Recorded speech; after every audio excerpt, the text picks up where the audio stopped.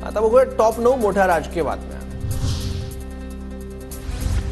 राज्यकर्त्यांचे 12 वाजले की एक बारामतीला, दुसरा पंचतारांकित शेती करायला, तिसरा नागपुरात जाईल।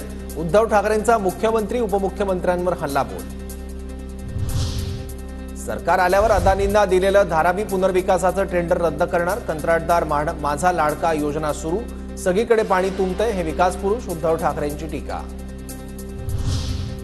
केरळ तेलंगणामध्ये भाजप सरकार नसूनही अदानींना कामं कशी मिळतात, बारामतीत पवारांनी अदानींकडून काय काय कामं करून घेतली हेही बघा, खोटं बोलून लोकांची फसवणूक करू नका, सुधीर मुनगंटीवारांची उद्धव ठाकरेंवर टीका। मुंबई तोडण्याचा ठाकरेंचा फेक नॅरेटिव्ह, जोपर्यंत चंद्र सूर्य आहे तोपर्यंत मुंबई महाराष्ट्रापासून तोडली जाणार नाही, उदय सामंतांचं वक्तव्य। फडणवीसांनी ठोकून काढण्याची भाषा केली होती, आता उद्धव ठाकरे आक्रमक झालेत, उद्धव ठाकरेंचा इशारा आहे त्याला प्रत्युत्तर, किशोरी पेडणेकरांची प्रतिक्रिया। उद्धव ठाकरेंना अशी भाषा शोभत नाही, आम्हीही ठाकरेंचं चॅलेंज स्वीकारलं, 1 ऑक्टोबर नंतर एकतर तुम्ही राहणार नाहीतर आम्ही राहू।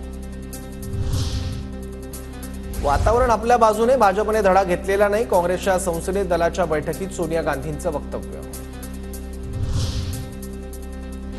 बुमरेंनी मंत्रिपदाचा गैरवापर करून 6 पेक्षा जास्त वाईन शॉपचे लायसन्स घेतले, ठाकरे गटाचे उपजिल्हा प्रमुख दत्ता गोरडे यांचे गंभीर आरोप, बुमरेंवर कारवाई झाली नाही तर सुप्रीम कोर्टात दाद मागणार, दत्ता गोरडेंची माहिती।